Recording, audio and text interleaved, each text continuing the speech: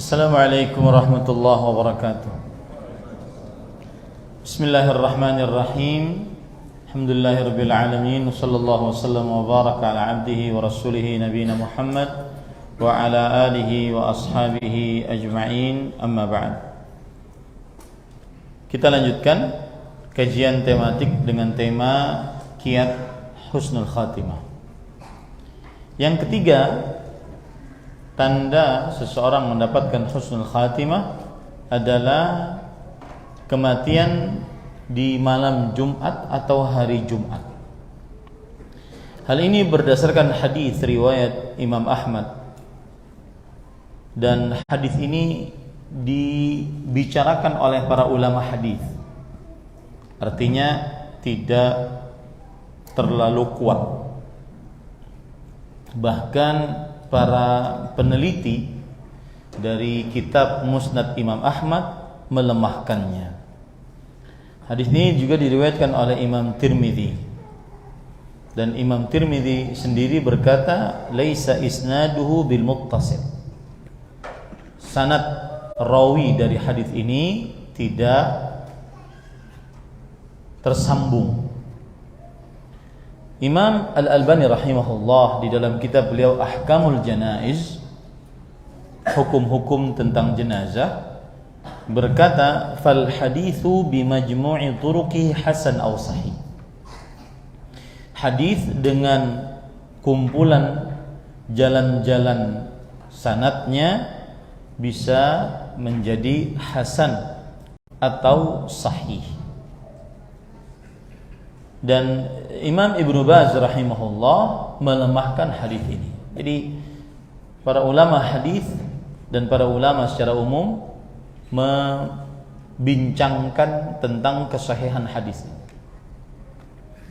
Akan tetapi kita sebutkan karena termasuk hadis yang dibicarakan, yaitu hadis dari Abdullah bin Amr bin As radhiyallahu anhuma. Rasulullah sallallahu alaihi wasallam bersabda, "Ma min muslimin yamutu yaumal jum'ah aw lailatal jum'ah illa waqahu Allahu fitnatal qadar." Tidaklah seorang muslim meninggal pada hari Jumat atau malam Jumat melainkan Allah akan menjaganya dari siksa kubur. Tetapi yang jelas hadis ini terjadi ikhtilaf di antara para ulama tentang kesahihan dan kelemahannya. Yang keempat, orang yang meninggal mati syahid di medan pertempuran. Hal ini sebagaimana ayat Al-Quran surat Ali Imran ayat 169 sampai 171. "Wala tahsabanna alladhina qutilu fi sabilillahi amwatan bal ahya'un 'inda rabbihim yurzaqun." Dan janganlah sekali-kali kalian mengira bahwa orang-orang yang terbunuh di jalan Allah mati, akan tetapi mereka orang-orang yang hidup di sisi Rabb mereka, mereka diberikan rezeki. Ini menunjukkan bahwasanya mereka adalah husnul khatimah. Ditambah dengan hadis yang diriwayatkan oleh Imam Ibnu Majah dari Al-Miqdam bin Ma'di Karib radhiyallahu anhu, bahwa Rasulullah sallallahu alaihi wasallam bersabda, "Lisyahidi 'indallahi sittu khisal." Orang yang mati syahid di sisi Allah memiliki 6 keutamaan. Yughfaru lahu fi awwali daf'atin min damih. Diampuni dosa-dosanya ketika darah pertamanya tertetes. Wa yura maq'aduhu minal jannah, dan diperlihatkan tempatnya di dalam surga. Wa yujaru min adzabil qabr, dan dihalangi dari siksa kubur. Wa ya'manul faz'ul akbar, dan dia aman pada goncangan hari kiamat. Wa yuhalla hilyatal iman, dan diberikan jubah pakaian dengan jubah pakaian keimanan. Wa yazukhu minal huril 'ain, dan dia bergelimang dari bidadari. Wa yashfa'u fi 70 insanan min aqaribih, dan ia akan memberikan syafaat memintakan kebaikan pada 70 orang dari kerabat-kerabatnya. Maka ini keutamaan orang yang mati syahid di jalan Allah, dan dia adalah mendapatkan husnul khatimah. Kemudian yang kelima, yaitu orang yang kena penyakit ta'un, orang yang meninggal karena penyakit ta'un, karena penyakit perut, karena tenggelam, karena ditimpa reruntuhan bangunan, karena kebakaran, karena mati disebabkan hamil, karena mati disebabkan menjaga harta, karena mati disebabkan menjaga kehormatan istri dan keluarga, karena mati disebabkan menjaga agama, karena mati disebabkan mempertahankan nyawa, karena mati disebabkan kezaliman. Ini semua adalah tanda dalam hadis sahih dia termasuk dari orang-orang yang mendapatkan husnul khatimah. Dalil yang menunjukkan akan hal ini adalah hadis riwayat Imam Bukhari dan Muslim dari Abu Hurairah radhiyallahu anhu. Nabi Muhammad sallallahu alaihi wasallam bersabda, "Asy-syuhada'u khamsah, al-mat'un wal mabtun wal ghariqu wa sahibul hadmi wasyahidu fi sabilillah." Orang yang mati syahid itu ada 5. Orang yang kena penyakit ta'un, orang yang mati kena penyakit perut, orang yang tenggelam, orang yang tertimpa reruntuhan, dan orang yang mati di medan pertempuran. Dalam riwayat yang lain Rasul sallallahu alaihi wasallam bersabda, "Man mata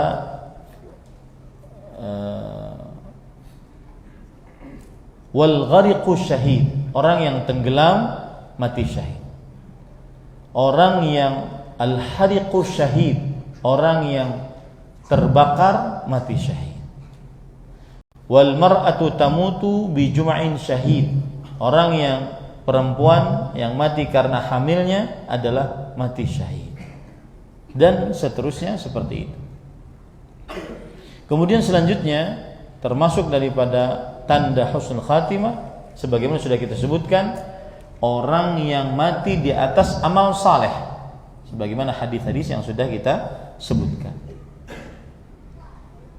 Yang selanjutnya adalah tanda husnul khatimah, orang yang meninggal dan dipuji oleh manusia.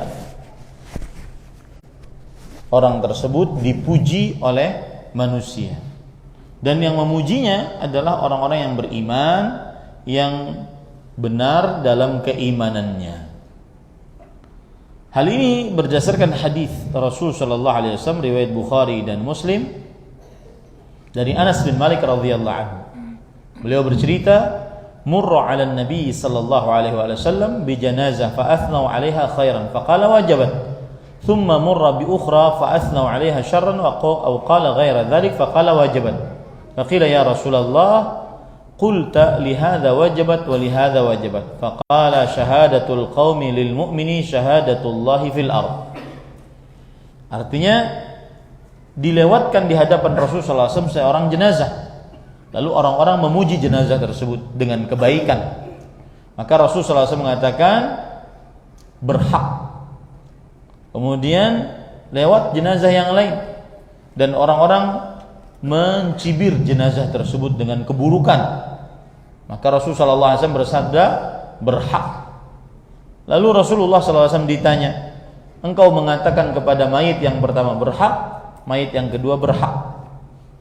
Maka Rasulullah sallallahu alaihi wasallam bersabda, "Hadza athnaitum alaihi khairan fawajabat lahul jannah." Ini yang pertama kalian puji dia dengan kebaikan, maka wajib baginya, berhak baginya masuk ke dalam surga. Wa hadza athnaytum alaihi syarran fawajabat lahun nar antum syuhada'ullahi fil ard. Dan ini kalian puji dengan keburukan, kalian sibir dengan keburukan, maka berhak baginya mendapat neraka. Kalian adalah saksi-saksi Allah di atas muka bumi ini. Nah, ini siapa yang disaksikan oleh orang banyak, maka dengan kebaikan, maka tentunya dia termasuk daripada orang-orang yang mati dalam keadaan husnul khatimah. Baik. Sekarang para ikhwan yang dirahmati oleh Allah Subhanahu wa taala, kita akan sebutkan kiat-kiat untuk mendapatkan husnul khatimah. Apa saja kiat-kiat untuk mendapatkan husnul khatimah? Kalau tadi tanda-tanda orang yang mendapatkan husnul khatimah. Sekarang kiat-kiat orang mendapatkan husnul khatimah. Para ikhwah yang dirahmati oleh Allah Subhanahu wa taala,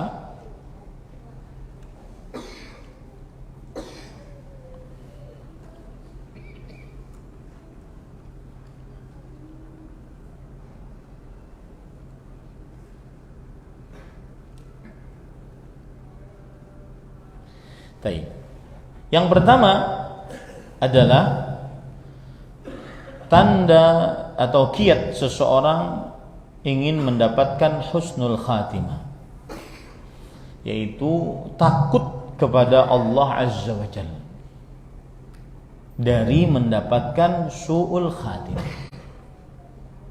Ini panjang lebar, nanti saya akan jelaskan ketika kita membahas tentang penyebab su'ul khatimah. Jadi kiat yang pertama, cara yang pertama agar mendapatkan husnul khatimah adalah seorang takut diwafatkan dalam keadaan akhir hidup yang buruk, dalam keadaan ditutup hidupnya dengan keburukan. Dan rasa takut itu harus ada. Man ya'manul bala indal khatmah faqad hal.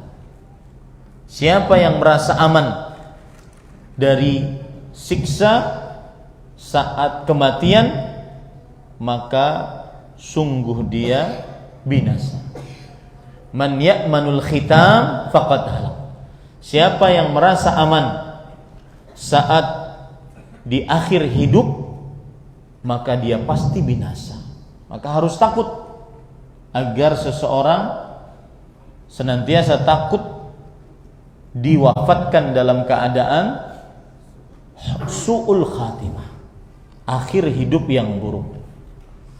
Dan para sahabat Nabi radhiyallahu anhum, mereka mempunyai rasa takut ini.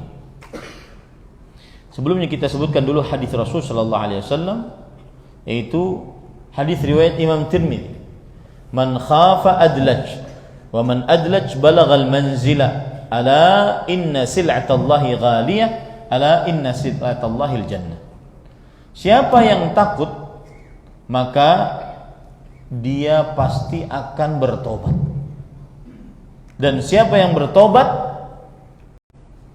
maka dia pasti akan sampai kepada derajat yang tinggi. Ingatlah, sesungguhnya barang dagangan Allah mahal. Sesungguhnya barang dagangan Allah adalah surga. Ini menunjukkan bahwa rasa takut menghantarkan seseorang untuk bertobat kepada Allah Subhanahu wa taala. Takut diwafatkan dalam keadaan su'ul khatimah. Dan itu kebiasaan para salafus saleh. Di antaranya hadis yang diriwayatkan oleh Imam Ibnu Katsir, atau riwayat yang disebutkan oleh Imam Ibnu Katsir dalam kitabnya Al-Bidayah wan Nihayah. Umar bin Khattab radhiyallahu anhu, beliau berkata kepada Hudzaifah ibn al-Yaman, "Nasyadtuka billah hal sammani laka Rasulullah sallallahu alaihi wasallam minhum." Wahai Hudzaifah, kata Umar bin Khattab, Aku memohon kepada engkau dengan menyebut nama Allah. Apakah Rasulullah SAW mendaftarku sebagai orang-orang munafik? Lihat, siapa yang bertanya ini dan siapa yang ditanyai? Yang bertanya Umar bin Khattab, yang ditanyai Hudzaifah bin Yaman. Umar bin Khattab adalah manusia terbaik kedua setelah para rasul, para nabi, Abu Bakar, lalu Umar. Umar bin Khattab manusia yang diridhai oleh Allah, manusia yang dijamin surga oleh Rasulullah. Umar bin Khattab manusia yang kata Rasul sallallahu alaihi wasallam, "Lau kana ba'di nabiyyun lakana Umar." Kalau seandainya ada nabi sepeninggalku maka dia adalah Umar. Umar bin Khattab radhiyallahu anhu, beliau lau salaka fajjan salaka syaitan fajjan ghaira fajj Umar khafa min Umar radhiyallahu anhu. Kalau Umar berjalan di sebuah gang, syaitan akan mencari gang lain selain gangnya Umar, takut bertemu dengan Umar bin Khattab radhiyallahu anhu. Saking kuatnya iman Umar bin Khattab. Umar bin Khattab beberapa pendapatnya dibenarkan oleh Allah, maka beliau adalah rajulun mulham, seorang yang diberikan ilham. Beliau yang memberikan saran agar tidak pantas seorang nabi untuk mengambil upeti dari tawanan perang. Beliau yang menganjurkan sholat di belakang makam Ibrahim. Beliau yang menganjurkan ada hijab untuk istri-istri Nabi dan para sahabat Nabi radhiyallahu anhu, dan seluruhnya disebutkan dalam Al-Quran. Tetapi dengan kedudukan Umar bin Khattab seperti itu, beliau masih sempat-sempatnya bertanya kepada Hudzaifah bin Yaman, seorang sahabat Nabi yang menyimpan rahasia-rahasia Rasulullah sallallahu alaihi wasallam. Nama-nama orang munafik ada pada Hudzaifah radhiyallahu anhu. Para penghuni surga, penghuni neraka ada dalam tulisan Hudzaifah radhiyallahu anhu, dari para sahabat Nabi radhiyallahu anhu. Maka Umar bin Khattab bertanya, "Wahai Hudzaifah, aku menyebut nama Allah untukmu. Apakah Rasulullah SAW menamaiku di golongan mereka, yaitu orang-orang munafik?" Hudzaifah menjawab, "La, wala ubarri'u ba'daka ahadan." Tidak, engkau tidak termasuk di dalamnya, dan aku tidak akan menyebutkan setelah engkau untuk seorang pun. Maka ini kebiasaan para sahabat, takut dalam keadaan diwafatkan su'ul khatimah. Abdullah bin Abi Mulaikah radhiyallahu anhu rahimahullah, seorang tabi'i, beliau bercerita, "Adraktu 30 min ashabin Nabi sallallahu alaihi wasallam kulluhum yakhafu 'an nifaq 'ala nafsihi." Aku mendapati 30 sahabat Rasulullah sallallahu alaihi wasallam. Seluruh dari mereka takut, khawatir kemunafikan atas dirinya. Wa ma minhum min ahad yaqul inna imanahu ala imani Jibril wa Mikail. Tidak ada seorang pun dari para sahabat yang mengatakan iman kami imannya seperti iman Jibril dan Mikail. Tidak ada. Ibrahim bin Yazid At-Taimi rahimahullah mengatakan, ma aradtu qawli ala amali illa khashitu an akuna mukadziban. Aku tidak pernah sanding ucapanku dengan perbuatanku, melainkan aku khawatir ditulis oleh Allah sebagai tukang dusta. Artinya beliau merasa ucapannya tidak sama dengan perbuatannya. Itu seorang Ibrahim At-Taimi rahimahullah, seorang tabi'in. Al-Hasan Al-Basri rahimahullah, beliau berkata, seorang tabi'i terkenal, ma khafahu illa mu'min wala aminahu illa munafiq. Tidak ada yang takut terhadap su'ul khatimah kecuali orang beriman, dan tidak ada yang merasa aman dari su'ul khatimah kecuali orang munafik. Seperti yang saya ungkap tadi, perkataan para ulama salaf, man ya'manul khitam faqad halak. Siapa yang merasa aman di akhir hidup, maka pasti dia binasa. Lihat lagi perkataan Imam Abu Darda, sahabat Nabi radhiyallahu anhu. Beliau mengatakan, "La an astayqina anna Allah taqabbala li salatan wahidah ahabbu ilayya min ad-dunya wa ma fiha. Inna Allah ta'ala yaqul, innama yataqabbalu Allah minal muttaqin."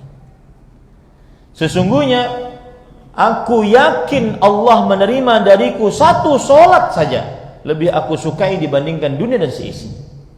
Karena Allah berfirman, sesungguhnya Allah hanya menerima dari orang-orang bertakwa, dan bertakwa tempatnya di dalam surga. Sufyan bin Sa'id bin Masruq Ats-Tsauri, Imamul Muhadditsin, beliau setiap malam menangis. Kemudian ditanya, "Ma yubkik? Apa yang menyebabkan engkau menangis?"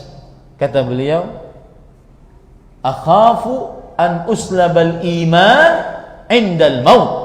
Aku takut dicabut imanku saat mati. Itu Imamul Muhadditsin, imamnya para ahli hadis, ahli ibadah, wari', saleh. Bagaimana yang setiap malamnya matanya tidak pernah dijaga dari hal-hal yang diharamkan, dan setelah itu merasa aman dari su'ul khatimah. Yang pertama, kiat cara husnul khatimah, takut mendapatkan su'ul khatimah, mati dalam keadaan buruk. Dan ini akan saya kupas lebih dalam lagi bulan depan insyaallah. Mudah-mudahan Allah memanjangkan umur kita dalam ketaatan. Sebab yang kedua, atau cara yang kedua akan mendapatkan husnul khatimah adalah bertobat dari dosa dan maksiat dan diikuti dengan amal saleh. Bertobat segera dari dosa-dosa dan diikuti dengan amal saleh. Allah Subhanahu wa taala berfirman di dalam surat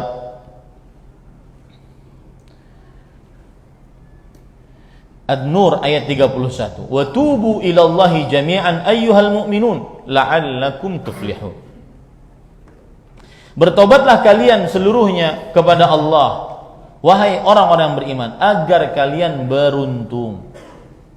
Dan ingat para ikhwah, tobat ini apapun dosa kita, jika seorang bertobat, maka niscaya Allah Subhanahu wa taala mengabulkan. Kita berhadapan dengan Allah, zat yang rahmatnya meliputi segala sesuatu. Allah berfirman, "Inna rahmati sabaqat ghadabi." Sesungguhnya rahmatku melampaui kemurkaanku. Inna rahmati wasi'at kulla syai'. Sesungguhnya rahmatku meliputi segala sesuatu. Kemudian para ikhwan yang dirahmati oleh Allah, kita berhadapan dengan Allah yang tidak pernah tidak membuka pintu taubat. 24 hours, 24 jam Allah Subhanahu wa taala buka pintu taubat. Innallaha yabsutu yadahu bin nahar liyatuba musii'ul lail wa yabsutu yadahu bil lail liyatuba musii'un nahar. Sesungguhnya Allah membuka tangannya untuk menerima taubat orang-orang yang bertobat, membuka tangannya di malam hari untuk menerima taubat orang-orang yang berbuat dosa di siang hari, dan membuka tangannya di siang hari untuk menerima taubat orang-orang yang berdosa di malam hari, 24 jam.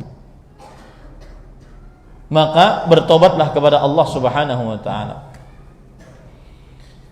Dan para ikhwan yang dirahmati oleh Allah Subhanahu wa taala, inilah yang dimaksud oleh Rasul sallallahu alaihi wasallam memaniskan hidup seseorang, yaitu menjadikan akhir hidupnya beramal saleh sebelum meninggal. Termasuk amal saleh adalah bertobat. Termasuk amal saleh adalah bertobat. Makanya bersyukurlah kepada Allah. Orang-orang yang mungkin setelah pensiun dia lebih dekat dengan masjid, bukan malah tambah banyak kerjaannya. Ya. Karena sebagian orang kadang-kadang mau bertobat, nanti kalau pas pensiun saya akan datangi masjid. Karena dia tidak tahu apa warna karpet masjid. Karena tidak pernah ke masjid saking sibuknya dunia. Tapi setelah pensiun malah tambah pekerjaan, buka usaha sana, buka usaha sini, dan seterusnya. Tambah jadi anggota dewan, tambah jadi macam-macam. Ya, tidak pernah memfokuskan diri untuk beribadah kepada Allah Subhanahu wa taala. Sebab yang ketiga, cara agar mendapatkan husnul khatimah yaitu berdoa agar mendapatkan husnul khatimah. Makanya Nabi kita Muhammad sallallahu alaihi wasallam dalam hadis riwayat Imam At-Tirmidzi dari Ummu Salamah radhiyallahu anha, beliau bercerita, "Kana aktsaru du'ain Nabi sallallahu alaihi wasallam ya muqallibal qulub tsabbit qalbi ala dini." Adalah doa paling banyak Nabi Muhammad sallallahu alaihi wasallam. Wahai yang membolak-balikkan hati, tetapkan hatiku di atas agamamu. Ini Nabi Muhammad sallallahu alaihi wasallam, Khalilullah, kekasih Allah. Khalil itu adalah a'la maratibin fil mahabbah. Tingkatan cinta yang paling tinggi itu Khalil. Dan hanya dua orang yang mendapatkannya. Nabi Muhammad sallallahu alaihi wasallam dan Nabi Ibrahim alaihissalam. Dan dua-duanya senantiasa khawatir akan su'ul khatimah, berdoa minta husnul khatimah. Nabi Muhammad SAW mengatakan, ya muqallibal qulub tsabbit qalbi ala dini. Khalil yang kedua Ibrahim alaihissalam berdoa, wajnubni wa baniya an na'budal asnam. Jauhkan aku dan keturunanku dari menyembah berhala. Makanya Wahab bin Munabbih, seorang ulama salaf, mengatakan, man ya'manul bala ba'da Ibrahim. Siapa yang bisa merasa aman setelah Nabi Ibrahim berdoa seperti itu? Kalau Khalil saja, dua orang Khalil berdoa seperti itu, tidak merasa aman dari su'ul khatimah, berdoa minta ditetapkan selalu kalbunya, perasaannya di atas iman, maka kita lebih lagi. Kemudian Ummu Salamah radhiyallahu anha bertanya, ya Rasulullah, ma aktsara du'aik ya muqallibal qulub tsabbit qalbi ala dinik. Wahai Rasulullah, engkau terlalu banyak mengucapkan ya muqallibal qulub tsabbit qalbi ala dinik. Mengapa? Kemudian Rasul sallallahu alaihi wasallam menjawab, ya Umma Salamah, innahu laisa adamiyyun illa wa qalbuhu baina asbu'aini min asabi'illah, faman syaa'a aqama wa man syaa'a zagha. Subhanallah, ini menakutkan ya. Wahai Ummu Salamah, tidak ada seorang manusia pun melainkan hatinya di antara dua jari jemari Allah Subhanahu wa taala. Siapa yang Allah inginkan, Allah akan tegakkan dia, luruskan dia. Siapa yang Allah inginkan, Allah akan simpangkan dia. Abdullah bin Rawah ketika tidur di pangkuan istrinya, beliau menangis. Sang istri melihat suaminya menangis, ikut menangis. Kemudian Abdullah bin Rawahah bertanya radhiyallahu anhu, ma abkaiti, apa yang menyebabkan engkau menangis? Kemudian sang istri berkata, ra'aituka tabki fabakaitu, aku melihat suamiku menangis, aku ikut menangis. Kemudian Abdullah bin Rawahah radhiyallahu anhu menceritakan, akhbarana anna wariduha walam nukhbar annana kharijuna minha. Allah mengabarkan kita bahwa kita akan mendatangi neraka. Wa in minkum illa wariduha kana ala rabbika hatman maqdiyah. Tidak ada di antara kalian kecuali akan mendatangi sirat. Sirat adalah jembatan dibentangkan di atas neraka jahanam. Makanya sebagian ulama seperti Abdullah bin Abbas mengatakan yang dimaksud ayat ini adalah mendatangi neraka. Itu pasti. Thumma nunajjil ladzina taqaw wa nadharu adh-dhalimina jithiya. Kemudian kami selamatkan orang-orang yang bertakwa dan kami biarkan orang-orang yang zalim bertekuk lutut di dalamnya. Allah mengabarkan kita pasti mendatangi neraka, tetapi Allah tidak menjamin atau belum mengabarkan kita apakah kita keluar dari api neraka atau tidak. Itu seorang Abdullah bin Rawahah radhiyallahu anhu takut akan su'ul khatimah. Maka para ikhwan yang dirahmati oleh Allah, banyak-banyak berdoa di dalam ayat Rabbana la tuzigh qulubana ba'da idh hadaitana wa hab lana min ladunka rahmah innaka antal wahhab. Surat Ali Imran ayat 8. Saya jujur saja, kalau jadi imam itu ayat yang paling saya suka yang banyak doanya. yang banyak doanya, lihat saja. Kenapa? Karena berdoa di dalam sholat lebih utama dibandingkan berdoa di luar sholat. Karena doa di dalam sholat itu waktu mustajab, makanya diperintahkan doa saat sujud, doa sebelum salam, setelah innaka hamidum majid. Kalau bapak ibu sedang sholat, usahakan hafal ayat-ayat yang di dalamnya ada doa.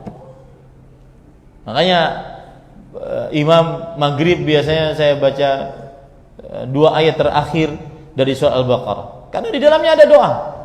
Nanti ayat rakaat kedua saya sambung dengan awal dari surat Ali Imran, karena di dalamnya ada doa deh. Rabbana la tuzigh qulubana ba'da idh hadaitana wa hab lana min ladunka rahmah innaka antal wahhab. Ini para ikhwan yang dirahmati oleh Allah Subhanahu wa taala. Salah satu doa yang bisa dipakai untuk meminta husnul khatimah adalah hadis yang diriwayatkan oleh Imam Ahmad. Allahumma ahsin aqibatana fil umuri kulliha wa ajirna min khizyid dunya wa adzabil akhir. Ya Allah, perbaiki akhir seluruh perkara kami. Perbaiki akhir seluruh perkara kami dan bentengi kami dari keburukan dunia dan siksa akhirat. Dan termasuk keburukan dunia bukan hanya kemiskinan, akan tetapi su'ul khatimah. Sebagaimana yang saya katakan tadi, tidak ada nikmat paling terbesar yang pernah Allah berikan kepada manusia dibandingkan husnul khatimah. Sebaliknya, tidak ada keburukan, kemiskinan apapun kalah, penyakit apapun kalah. Tidak ada keburukan yang pernah Allah berikan kepada seorang hamba di dunia seperti su'ul khatimah, mati dalam keadaan buruk. Kemudian yang keempat adalah pendek angan-angan. Ini termasuk daripada kiat agar mendapatkan husnul khatimah. Sebagaimana Rasul sallallahu pendek angan-angan ini maksudnya adalah orientasinya akhirat gitu. Sebentar aja, ini paling juga nanti mati gitu. Sering-sering berbicara seperti itu. Sebentar aja, ini paling juga mati. Sehingga kita tidak terlalu ingin sebuah perfeksionis di dalam dunia ini yang tidak bermanfaat untuk akhirat kita. Sering-sering berpikir itu. Dan itu yang dilakukan oleh Rasul sallallahu alaihi wasallam. Itu yang diwariskan oleh Rasulullah sallallahu alaihi wasallam dan para sahabatnya. Suatu ketika Umar bin Khattab radhiyallahu anhu masuk ke dalam rumah Rasul sallallahu alaihi wasallam. Kemudian beliau melihat Rasul sallallahu alaihi wasallam yang notabene-nya Khalilullah, Sayyidu waladi Adam, pemimpin anak manusia, ghufira lahu ma taqaddama min dzambih, diampuni dosa yang telah lalu yang akan datang. Awwalu man istaftaha babal jannah, orang yang paling pertama minta dibukakan pintu surga. Tetapi dilihat oleh Umar bin Khattab tidur di atas tikar yang kasar, membekas pada tubuh beliau mulia sallallahu alaihi wasallam.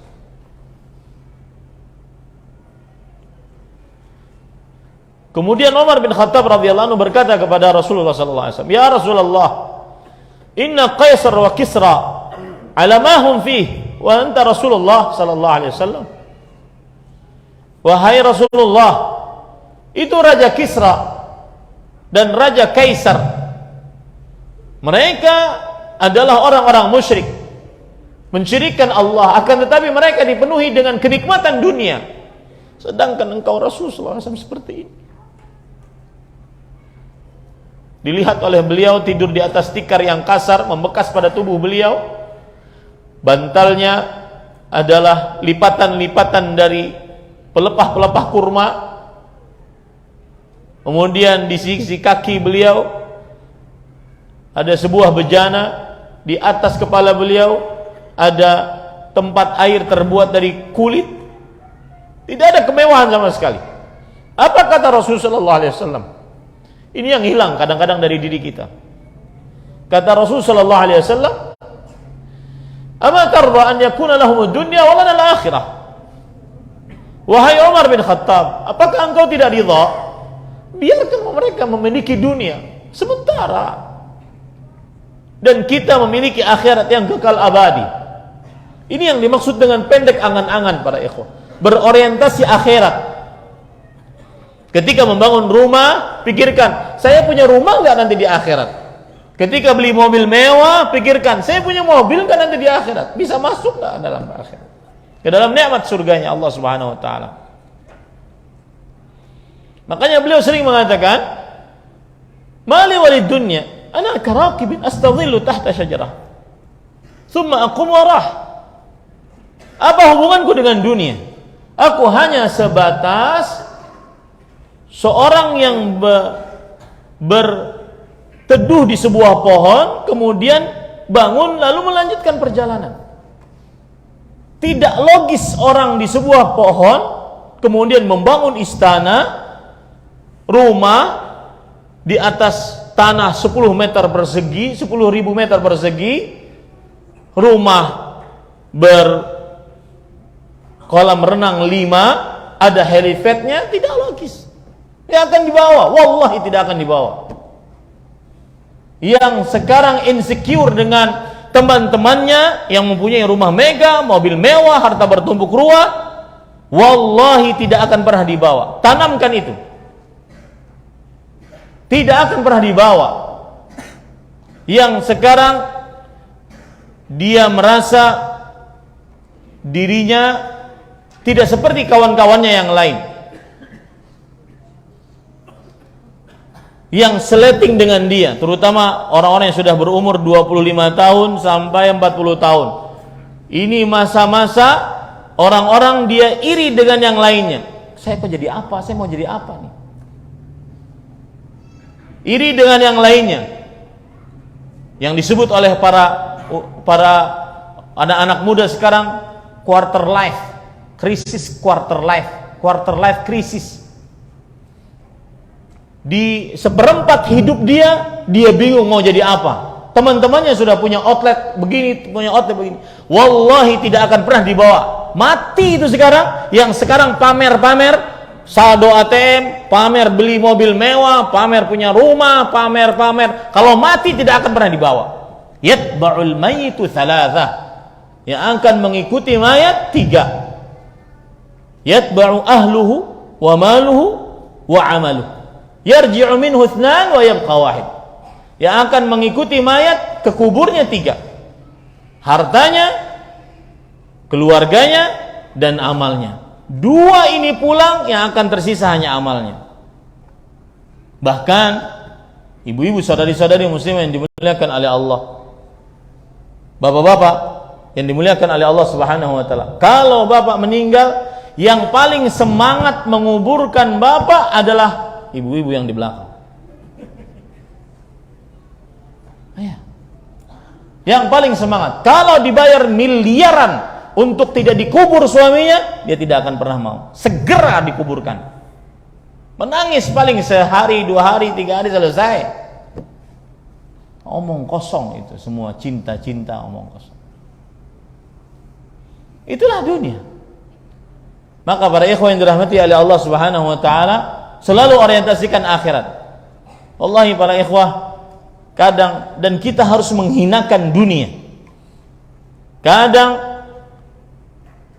apalagi kalau sudah orang tahu bagaimana nikmatnya, indahnya, belajar nikmat akhirat, dia akan benar-benar menghinakan dunia. Dunia, makan kebanyakan behira, minum kebanyakan bekami. Itu paling ringan sudah buruknya dunia. Di akhirat tidak akan pernah dapat itu. Lalu apa disombongkan dengan dunia? Nih para ikhwan yang dirahmati Allah, Rasul sallallahu alaihi wasallam bersabda, "Kun fid dunya ka'annaka gharib aw 'abiru sabil." Jadilah engkau di dunia seakan-akan orang yang asing. Asing berarti dia cuma singgah kemudian kembali ke tempat asalnya. Atau orang yang singgah sebentar kemudian dia kembali ke tempat asalnya. Begitu selalu para ikhwan yang dirahmati oleh Allah Subhanahu wa taala. Rasul sallallahu alaihi wasallam pernah menggambar sebuah gambar. Kata beliau,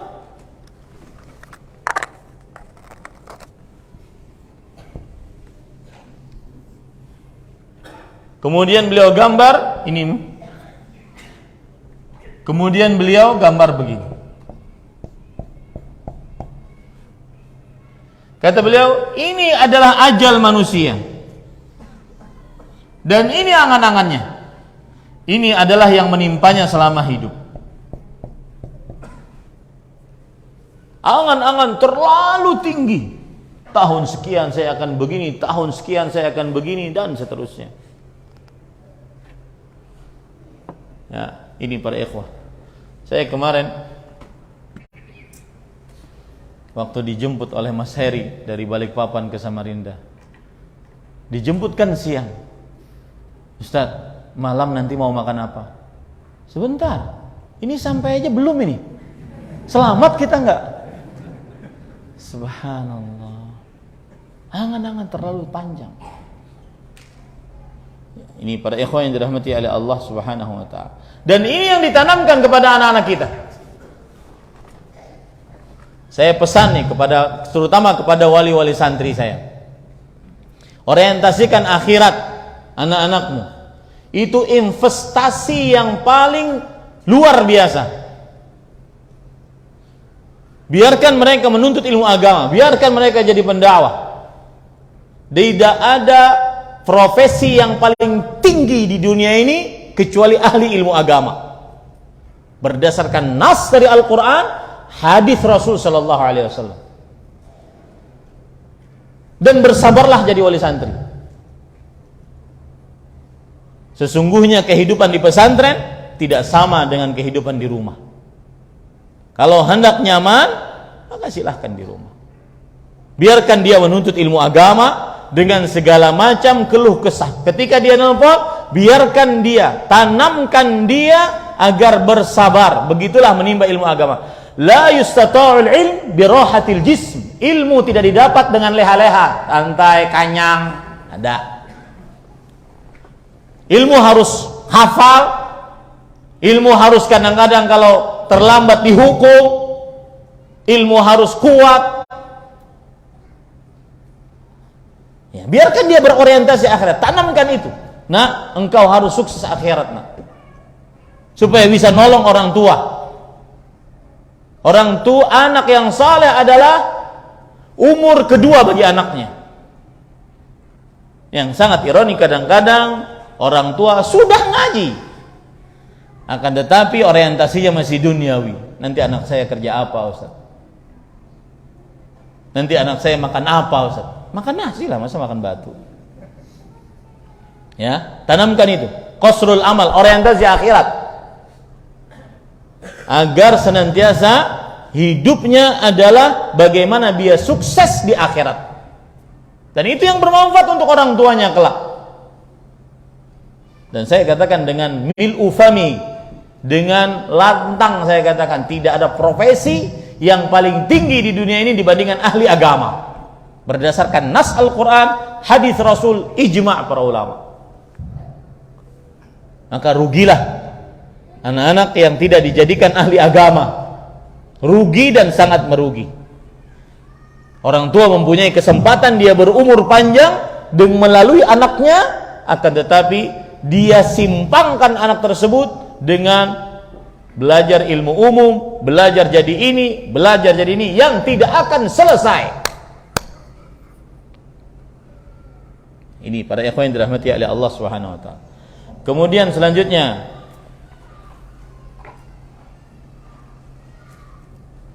yang ke berapa? Kelima, para ikhwan yang dirahmati oleh Allah Subhanahu wa taala.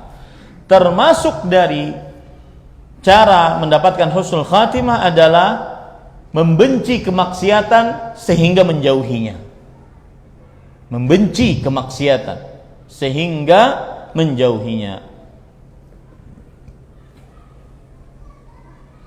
Dalam hadis riwayat Imam Ahmad, Nabi Muhammad sallallahu alaihi wasallam bersabda, "Man mata ala syai' ba'athahu Allahu alaihi." Siapa yang mati di atas sesuatu, Allah akan bangkitkan dia dengan sesuatu tersebut. Siapa yang mati dalam keadaan bermaksiat, Allah akan bangkitkan dia dalam keadaan bermaksiat.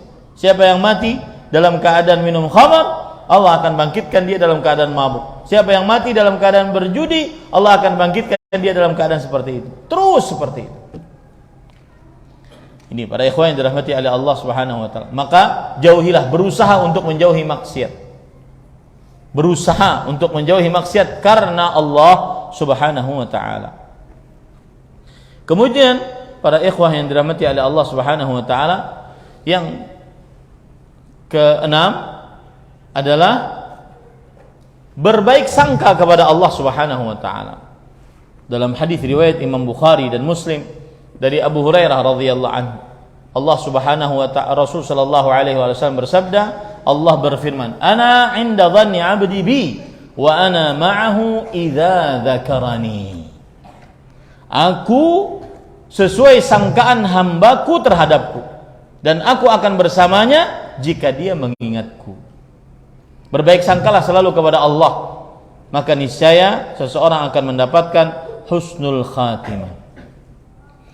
Kemudian para ikhwan yang dirahmati oleh Allah Subhanahu wa taala, nah ini luar biasa, termasuk daripada hal yang sangat penting untuk kita lakukan, yaitu mengenal nikmat akhirat di surga, mengenal nikmat surga di akhirat, agar semangat beribadah sehingga mati di atasnya.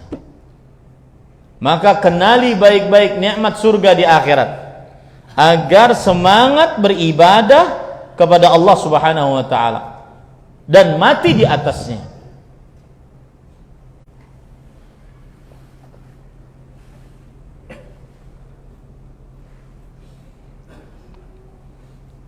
Kalau kita perhatikan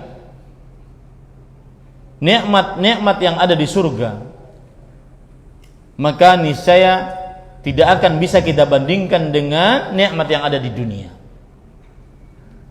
Rasul sallallahu alaihi wasallam pernah bersabda, "La mawdi'u sawti ahadikum fil jannah khairun minad dunya wa fiha."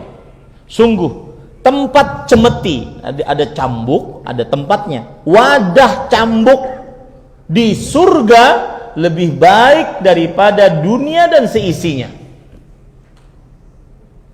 Kemudian Rasul sallallahu alaihi wasallam juga bersabda, "Laqabu ra'si ahadikum fil jannah khairun minad dunya wa fiha."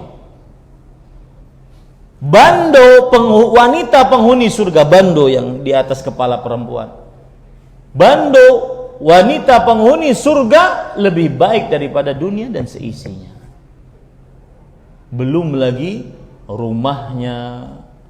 Coba antum perhatikan ya para ikhwah, ini terutama para perempuan. Pernah Nabi Muhammad SAW didatangi oleh Jibril. Kemudian Jibril alaihissalam berkata, "Ya Muhammad, hadhihi Khadijah atatka, fa idza ja'atka faqra minni wa min rabbiha salam wa basyirha bi baitin fil jannah min qasab la sakhaba fihi wala nasab." Wahai Muhammad sallallahu alaihi wasallam, itu Khadijah radhiyallahu anha akan datang kepadamu. Jika dia sudah sampai di sini, sampaikan salam aku dan salam Rabbnya Allah Subhanahu wa taala kepada dia. Lihat, seorang wanita muslimah mendapatkan salam dari Allah Subhanahu wa taala dan Jibril alaihissalam, dan berikan ia kabar gembira dengan mendapatkan nikmat sebuah rumah. Rumahnya bagaimana? Jangan pikirkan rumah yang Anda miliki. Rumah bambu, jangan pikirkan bambu yang Anda kenal di dunia, yang terbuat dari berlian. Pernah melihat? Ulun berlian aja kada pernah melihat, apalagi rumah bambu berlian yang hidup di dalamnya tidak gaduh. Kalau kita hidup di rumah bambu kan gaduh karena bunyi. Ini hidup di dalamnya tidak gaduh dan tidak sulit. Salah satu penafsiran para ulama, perhatikan ibu-ibu, saudari-saudari muslim, seorang Khadijah radhiyallahu anha, mengapa dijanjikan rumah yang seperti itu indahnya? Karena tidak pernah mengangkat suaranya, tidak pernah gaduh di hadapan Rasulullah sallallahu alaihi wasallam, di hadapan suaminya, dan tidak pernah meminta sesuatu yang menyulitkan suaminya. Maka para ikhwan yang dirahmati Allah, kenali nikmat-nikmat yang ada dalam surga, sehingga kita semangat beramal saleh dan mati di atasnya. Ini yang bisa saya sampaikan. Semoga kita mendapatkan husnul khatimah. Wallahu a'lam. Baik, pertanyaan-pertanyaan lumayan banyak ini. Secukupnya kita jawab ya. Saya takut kemalaman Bapak Ibu. Mana tadi? Baik. Kalau kita meninggal sedang kita masih punya hutang dan semasa hidup sudah berusaha maksimal bayar qadarullah, bila belum lunas dan Allah panggil, apa bisa husnul khatimah dengan catatan hutang-hutang dibayarkan setelah meninggal dari aset yang ditinggalkan. Asalkan dibayar maka urusan selesai. Adapun apakah dia mendapatkan husnul khatimah atau tidak, itu di sisi Allah Subhanahu wa taala. Adapun urusannya, asalkan dia meninggal dan ada sesuatu yang bisa dibayarkan, niscaya selesai urusan dia. Adapun apakah dia mati husnul khatimah tergantung amaliyahnya. Apakah dia mati di atas amal saleh atau tidak, Allahu a'lam. Saya seorang yang meyakini bahwa Allah itu melihat perbuatan-perbuatan saya yang buruk, akan tetapi mengapa dalam diri saya belum ada rasa takut kepada Allah? Saya sangat bingung Ustaz. Bagaimana Ustaz agar saya memiliki rasa takut kepada Allah? Pelajari siksa Allah Subhanahu wa taala di neraka. Allah Subhanahu wa taala mempunyai neraka Jahannam. Allah Subhanahu wa taala mempunyai neraka Saqar. La tubqi wa la tadhar. Yaitu neraka Saqar tidak menyisakan dan tidak meninggalkan apa-apa. Semuanya dibakar. Allah Subhanahu wa taala berfirman, "Inna 'adzabi lasyadid." Sesungguhnya siksaku sangat pedih. Dan ingat bahayanya bermaksiat saat sendirian. Dalam hadis riwayat Imam Ibnu Majah, Rasul sallallahu alaihi wasallam dari Thauban radhiyallahu anhu, Rasul sallallahu alaihi wasallam bersabda, "La a'lamanna aqwaman min ummati ya'tuna yaumal qiyamah bihasanati amsali jibali tihamata bidan, fayaj'aluha Allahu 'azza wa jalla haba'an manthura." Yang artinya, sungguh aku beritahukan kepada kalian orang-orang dari umatku datang pada hari kiamat membawa pahala bergunung-gunung seperti gunung Tihamah. Mengapa disebutkan gunung Tihamah? Karena agar mudah memikirkannya. Gunung Tihamah adalah gunung-gunung terbesar, kumpulan gunung-gunung terbesar di negeri Yaman. Sehingga mereka paham. Lalu Allah jadikan pahala yang bergunung-gunung tersebut seperti haba'an manthura. Kalau ada matahari masuk ke dalam rumah kita di pagi hari, kemudian ada debu-debu, itulah haba. Allah jadikan pahala bergunung-gunung tersebut seperti debu-debu yang berterbangan. Kemudian Rasul sallallahu alaihi wasallam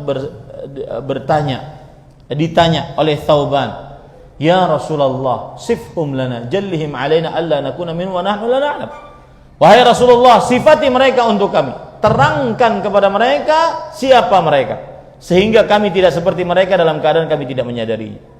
Rasulullah SAW mengatakan, "Innahum min ikhwanikum." Mereka adalah saudara seiman kalian. "Wa min bani jildatikum." Sama seperti manusia, seperti kalian. "Ya'khuduna minal lail kama ta'khudun." Salat malam sebagaimana kalian salat malam. "Walakinnahum idza khalu bi maharimillah intahakuha." Akan tetapi mereka jika bersendirian dengan hal-hal yang diharamkan oleh Allah, mereka langgar hal tersebut. Ini para ikhwan yang dirahmati, ingat akan hal tersebut. Berapa pahala yang terhapus akibat dosa saat sendirian. Wallahu a'lam. Bagaimana cara membantu agar, dan ingat nih para ikhwan, ada perkataan menarik dari Imam Al-Qayyim rahimahullah, yang kebiasaan menonton yang haram dan terutama film-film yang haram, apalagi di zaman sekarang. Saya sering mendengar Syekh Al-Allamah Profesor Dr. Abdul Razak bin Abdul Muhsin mengatakan, di zaman sekarang tidak pernah kita melihat kemaksiatan yang lebih parah daripada zaman sekarang, sebelum zaman sekarang. Kenapa? Karena kita bisa melihat maksiat tersebut di tangan kita. Maksiat yang bermacam-macam. Yang aturan kalau orang mau lihat itu dia harus masuk bioskop dulu, orang harus masuk clubbing dulu, orang harus masuk ke tempat prostitusi dulu. Ini tidak. Dia bisa lihat. Tidak pernah ada keadaan zaman yang seburuk zaman kita sekarang daripada sebelumnya. Entah sampai kapan yang seperti ini. Maka para ikhwan yang dirahmati oleh Allah Subhanahu wa taala, perhatikan baik-baik. Ada perkataan indah. As-sabru 'anil nazar ila al-muharram ahwanu minas sabri ba'da an-nazar minal muharram. Bersabar dari melihat yang haram, dia tahan matanya, tahan tangannya untuk tidak melihat, itu lebih ringan dibandingkan dia bersabar setelah melihat yang haram. Makanya ada timbul pertanyaan ini, dan banyak yang bertanya seperti ini. Pernah seorang pemuda mendatangi saya setelah kajian, nangis-nangis. Ustaz, sulit Ustaz. Yang Ustaz sampaikan sulit. Saya itu sampai menangis, menyebut istighfar, astagfirullah, tapi tontonan yang haram. Saya punya harddisk 1 GB seluruhnya film porno. Kemudian saya hapus. Seminggu setelahnya saya download 20 GB. Sampai nangis saya menyebutkan istighfar. Ini yang dimaksudkan oleh para ulama. Bersabar dengan cara menundukkan pandangan, tidak melihat yang haram, lebih ringan dibandingkan bersabar akibat melihat yang haram. Paham nggak maksud saya? Akibat melihat yang haram, masturbasi hampir setiap hari. Itu yang diceritakan oleh para anak muda. Kemudian melihat yang lebih bejat lagi, yang lebih buruk, lebih nista lagi, mencari-cari terus, membuat hati tidak tenang. Bersabar menahan dari awal lebih ringan dibandingkan bersabar setelah kecanduan. Paham maksud saya? Nah, ini para ikhwah, wallahu a'lam. Bagaimana cara membantu agar bisa sholat orang yang sakit yang sudah tidak bisa berdiri dan duduk hanya baring terlentang saja, yaitu mengenai kebersihan dari najis yang ada dalam pampersnya karena keterbatasan pengerjaan dan keuangan kami. Adakah keringanan untuk itu? Maka yang seperti ini adalah fattaqullaha mastata'tum. Bertakwalah kepada Allah sesuai dengan kemampuan kalian. Yang penting orang tua tersebut beristinja sesuai dengan kemampuannya, dibersihkan. Dan saya ingatkan, kalau seandainya orang tuanya perempuan, yang membersihkannya anak perempuan. Kalau orang tuanya laki-laki, membersihkannya anak laki-laki, atau yang kita minta untuk dibersihkan sesuai dengan jenis kelaminnya. Wallahu a'lam. Nasihatkan kami agar kami ikhlas terhadap ketetapan takdir atas meninggalnya anak kami yang usia belum baligh. Ma ahla hadhil musibah. Alangkah indahnya musibah ini. Musibah, tidaklah diberikan musibah ini kecuali orang-orang yang tebal imannya. Rasul sallallahu alaihi wasallam bersabda, "Yubtalar rajul ala hasabi dini." Seseorang akan diuji sesuai dengan kadar agamanya.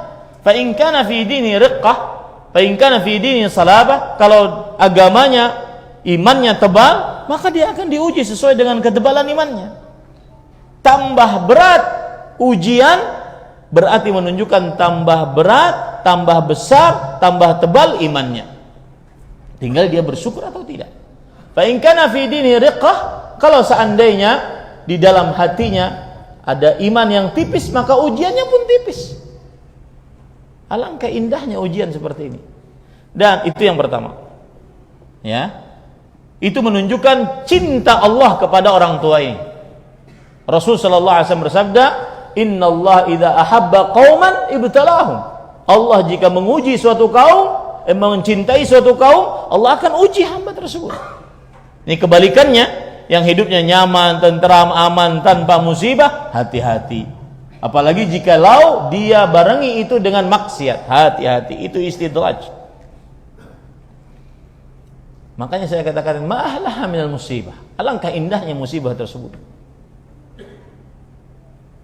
Alangkah indahnya musibah tersebut ketika anaknya menunggu dia untuk menarik bapak dan ibunya ke dalam surga Allah Subhanahu wa taala, sampai masuk ke dalam surganya Allah Subhanahu wa taala.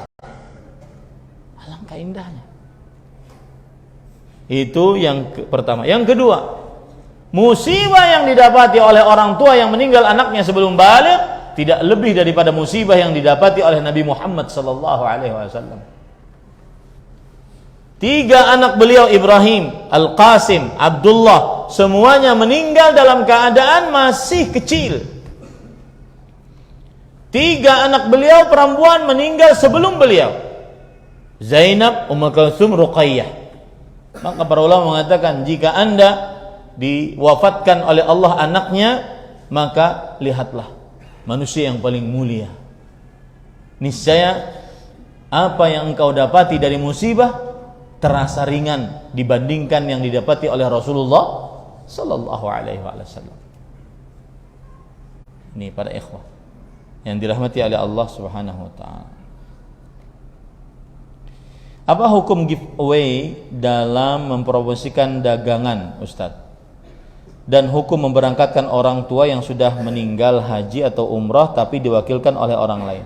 Jawabannya boleh saja hadiah bagi yang ingin mempromosikan dagangannya, tidak mengapa. Karena al-aslu fil muamalah al-hil, asal hukum dalam muamalah adalah halal selama tidak ada dalil yang melarangnya. Dan asal hukum dalam jual beli adalah keridhaan, illa antaradin, kecuali dalam keadaan ridha.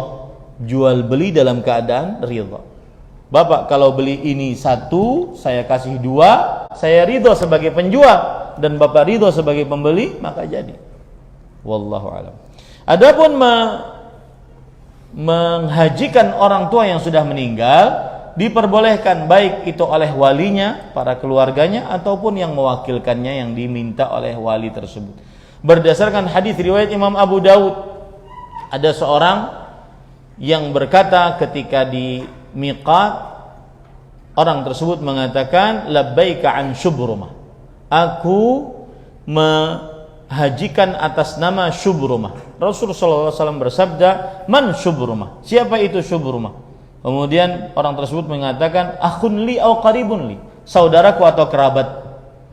Maka Rasulullah SAW memperbolehkan. Begitu juga dalam hadis riwayat Imam Abu Daud dari Abu Razin radhiyallahu anhu. Beliau bertanya kepada Rasulullah SAW, sesungguhnya inna abi adrakathu syekh la yastati'u ruqub 'ala rahilah. Sesungguhnya bapakku sangat tua, tidak sanggup untuk menaiki onta. Fahal ahujju anhu, bolehkah aku berhaji atas beliau? Berarti bapaknya masih hidup ini, tapi tidak sanggup untuk mengerjakan ibadah haji. Maka kata Rasulullah SAW, hujja an nabika wa'tamir, hajikan atas nama bapakku, atas nama bapakmu, dan umrahkan dia. Wallahu a'lam.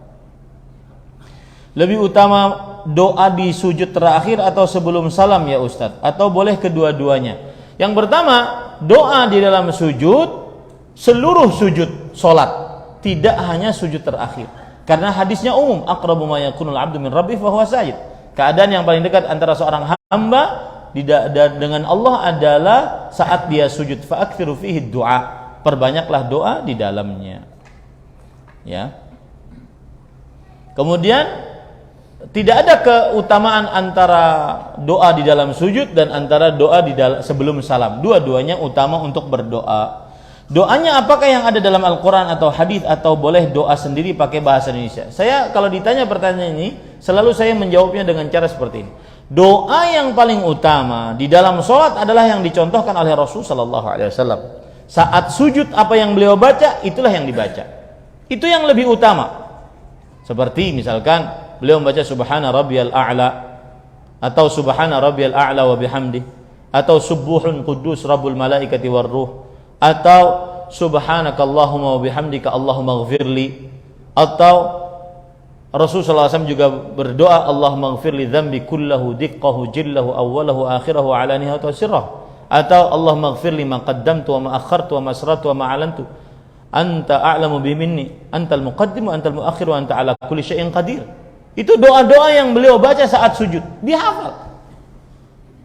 Kita umur para ikhwah, saya jujur menghafal itu saat saya masih mahasiswa.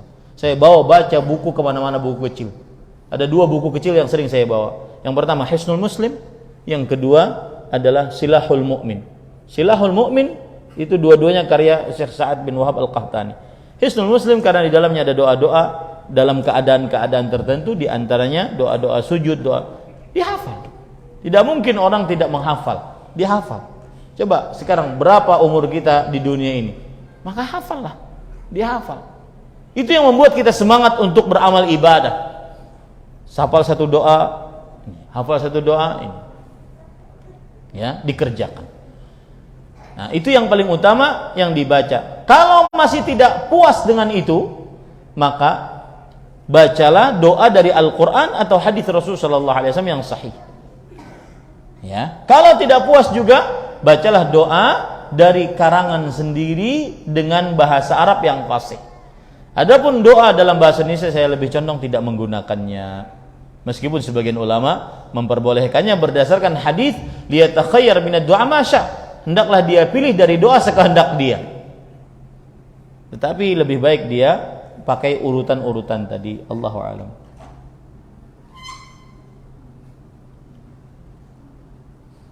Terkait dengan tanda-tanda husnul khatimah, yaitu hadis ketika 2 jenazah lewat di hadapan Rasulullah SAW. Sebagian kaum muslimin berdalil dengan hadis ini untuk bersaksi atas amal seorang mayit dengan persaksian yang baik, meskipun mayit tersebut semasa hidupnya dikenal sebagai orang yang tidak taat beragama. Jawabannya adalah, kalau yang ditanyakan adalah apakah ada syariatnya, seperti misalkan habis sholat jenazah, ishhadu ala hadzal mayit bi khair, ya, kan begitu ya. Maka jawabannya, itu hadis yang kita sebutkan tadi tidak menunjukkan syariat seperti itu. Bahkan yang ada adalah pujian baiknya tanpa ada komando. Memang dipuji kebaikannya tanpa ada komando ataupun ada bayaran. Karena biasanya sebagian kaum muslimin mau sholat jenazah kalau ada amplopnya. Nah, ada nggak di Samarinda begitu? Ya. Kenapa kamu kada sholat fardu kifayah? Aku kada dapat amplop, kada diundang berarti aja sih. Nah, ini keliru para ikhwah. Ya, ini sebuah kekeliruan. Ya, maka belum dicontohkan oleh Nabi dan para sahabatnya seperti itu. Akan tetapi pujian tersebut tanpa ada komando, tanpa ada bayaran dan semisalnya. Lalu kalau seandainya ada orang itu tidak taat beragama, lalu tetap dipuji oleh orang, maka mungkin itu adalah amal saleh yang tersembunyi dari orang tersebut. Makanya kita tidak bisa menghukumi manusia secara kita hanya bisa menghukumi manusia secara zahirnya, sudah. Ya, tetapi nasib dia di akhirat itu hanya Allah Subhanahu wa taala yang mengetahuinya. Apabila suami meminta cerai sedang dia yang melakukan hal-hal yang fatal, dosa-dosa, perbuatan yang melanggar syariat, apa istri wajib mengabulkan? Atau istri wajib mempertahankan dengan niat agar suami kembali ke jalan Allah? Yang pertama gini, pertanyaan ini aneh. Kenapa? Hak cerai itu pada suami. Oh bu, hak cerai itu pada suami, acilai. Ya. Jadi tidak ada urusan istri ngabulkan, nggak ngabulkan, enggak. Kalau seandainya suami nih, aku muyak sudah lo nikam, ku cerai aja gini nikam sudah, aku hendak mencari yang lain. Itu hak suami, meskipun itu kezaliman, tetapi kita berbicara tentang hak, itu hak suami. Maksudnya hak cerai ada pada siapa? Suami. Sang suami tidak perlu bertanya, aku cerai kamu hakunlah. Ya, ini tidak perlu bertanya, saya cerai kamu. Itu hak suami. Tidak ada minta izin, minta pengabulan, nggak ada. Bahkan kalau seandainya istri yang menggugat cerai, yang disebut dengan khulu, yang mencerai tetap suami. Makanya kalau seandainya suaminya tidak mau mencerai, tidak jatuh talak. Kecuali dia adukan ke pengadilan, pengadilan memanggil suaminya, dan berdasarkan pengakuannya terbukti bahwa suaminya yang zalim, pengadilan meminta agar suaminya menceraikannya, maka wajib dilakukan perceraian oleh sang suami. Paham ya? Jadi aneh pertanyaannya, tidak ada. Ya. Nah, beda dengan hal pertanyaan begini, Ustadz, suami saya melakukan kesalahan fatal, banyak dosa, tidak cocok jadi imam di dalam rumah tangga, pemimpin dalam rumah tangga. Apakah saya lanjutkan dengan suami model seperti ini atau kita bercerai? Nah, itu baru boleh, baru pas pertanyaannya. Ya, adapun kan pertanyaan tadi gitu. Ya, apa istri wajib mengabulkan? Kededah hak pian. Ya. Itu dia. Apakah istri berdosa bila marah dengan suami karena suami sering ketahuan tidak jujur dan suami justru membuat istri prasangka buruk, misal dia sering telepon-teleponan di luar rumah, ketika ditanya marah-marah dan sering melakukan hal itu sehingga membuat istri cemburu dan prasangka buruk karena sikap terhadap istri pun berubah? Maka jawabannya, ya, jika asal hukumnya seorang muslim tidak boleh berburuk sangka kepada muslim yang lain, termasuk di dalamnya istri kepada suami, suami kepada istri, kecuali ada gelagat. Boleh pada saat itu meminta kejelasan, seperti yang disebutkan dalam pertanyaan ini. Apalagi sebelumnya sudah ada kasus. Itu kalau orang Banjar istilahnya ketahuan sudah boyangnya. Hah? Boyangnya ketahuan sudah. Boyang tahu lah, boyang tuh kartu tuh. Kartunya ketahuan, kartu main itu boyang namanya, ketahuan boyangnya. Maksudnya sudah pernah melakukan selingkuh, maka wajib atau boleh istri untuk lebih perhatian, lebih sensitif kepada suaminya karena pernah ketahuan boyangnya. Nah, seperti itu. Termasuk di dalamnya nih, telepon-telepon di luar, kena ditakuni menyangit-nyangit. Ah, termasuk dalamnya tuh. Ya, boleh itu. Dia berhak untuk minta status kejelasan. Kalau seandainya dia misalkan memiliki istri lagi, ya berarti harus bersabar karena berarti dia poligami. Tapi kalau selingkuh, nah itu wajib untuk dinahi mungkar, jangan dibiarkan. Caranya bagaimana? Laporkan kedua keluarga besar, dimintai kejelasan. Wallahu a'lam. Dan jangan terlambat. Ya, jangan terlambat. Apakah orang yang meninggal karena Covid bisa disamakan dengan meninggal karena ta'un? Terjadi ikhtilaf di antara para ulama dan pendapat yang dikuatkan, ya, wallahu alam, dia sama dengan ta'un. Dan orang yang mati karena penyakit ta'un, maka dia diharapkan adalah mati dalam keadaan syahid, wallahu alam. Saya sering mendapati imam setelah mensolatkan mayit berkata, apakah mayit ini dalam kebaikan? Maka dijawab jamaah kebaikan. Ini sudah saya jawab tadi. Apakah ada kiat-kiat agar sabar menghadapi sakitnya sakaratul maut? Karena saya pernah membaca hadis seseorang yang saat itu perang bersama Rasulullah SAW, namun saat sakaratul maut ia tidak sabar menghadapi sakitnya sehingga ia bunuh diri dan termasuk penghuni neraka. Jazakumullahu khairan. Maka kalau ditanya agar kiat-kiat sabar menghadapi sakaratul maut, ulun gin belum pernah menghadapinya. Jadi ngalih cara sabarnya.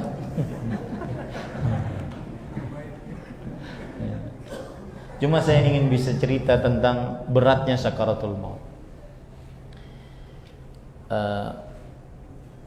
Abdullah bin Amr bin As radhiyallahu anhu pernah mendengar suatu ketika bapaknya berkata, bapaknya Abdullah bin Amr bin As adalah Amr bin As, sahabat Rasulullah SAW. "Lau laqitu rajulan labiban yasifuni kaifal maut." Aku sangat ingin bertemu dengan seorang lelaki yang cerdas sehingga bisa menjelaskan kepadaku bagaimana sifat kematian. Itu perkataan dikenang oleh Abdullah bin Amr bin As, sang anak.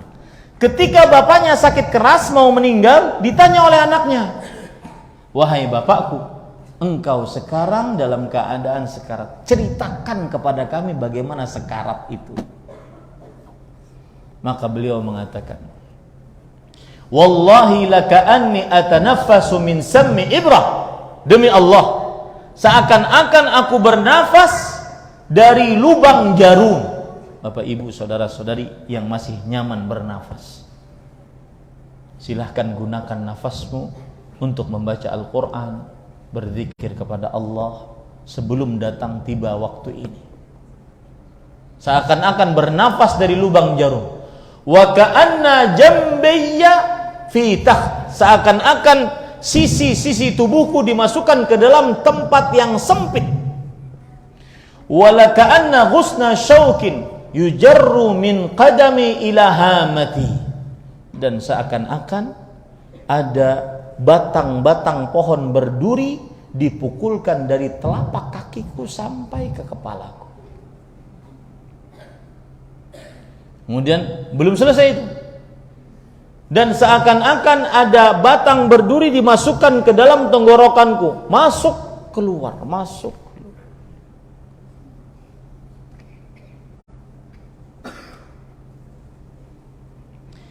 Mudah-mudahan kita dimudahkan oleh Allah Subhanahu wa taala. Kalau yang sudah mikir seperti ini, Pak, udah nggak main, ya, tidak main lagi dunia dan seisinya. Kalau seandainya boleh memilih, mati aja Pak sekarang. Capek dunia Pak. Setiap waktu ada masalah, setiap waktu ada kesulitan. Hanya orang-orang yang tidak tahu nikmat surga di akhirat yang betah untuk hidup di dunia. Pernah seorang bertanya kepada sahabat Rasul sallallahu alaihi wasallam, mengapa para sahabat Nabi yuhibbunal mauta minal haya? Mengapa para sahabat Nabi lebih mencintai kematian dibandingkan kehidupan? Dan itu benar. Pernah seorang sahabat Rasul sallallahu alaihi wasallam datang ke seorang pembesar dengan menaiki kuda, kemudian menyampaikan surat Rasul sallallahu alaihi wasallam. Sahabat tersebut berkata, "Aslim taslam wa illa atika birijal yuhibbunal mauta minal haya." Wahai raja, masuk Islam engkau, maka engkau akan selamat. Kalau tidak, aku akan datangkan kepadamu orang-orang yang lebih mencintai kematiannya dibandingkan kehidupannya. Mengapa demikian? Jawabannya logis. Mengapa mereka lebih cinta kematian dibandingkan kehidupan di dunia? Karena li'annahum ammarul akhirah wa kharrabad dunya wa nahnu ammarna al-akhirah wa ammarna ad-dunya wa kharrabna al-akhirah. Mengapa para sahabat Nabi radhiyallahu anhum lebih mencintai kehidupan akhirat dibandingkan dunia, sedangkan kita lebih di dunia dibandingkan akhirat? Salah satu sebabnya adalah karena para sahabat mereka memakmurkan kehidupan akhirat dan menghancurkan kehidupan dunia. Dan sebagian orang memakmurkan kehidupan dunia dan menghancurkan kehidupan akhirat. Logislah, masuk akal kalau seandainya para sahabat lebih cinta di akhirat. Nah, ini yang kita sebutkan tadi qasrul amal. Ini semua Pak, perkataan saya yang menggebu-gebu ini hanyalah perkataan di lisan. Mungkin prakteknya jauh dari Bapak Ibu saudara-saudari sekalian. Tetapi kita memohon pertolongan kepada Allah Subhanahu wa taala agar kita diwafatkan dalam keadaan husnul khatimah.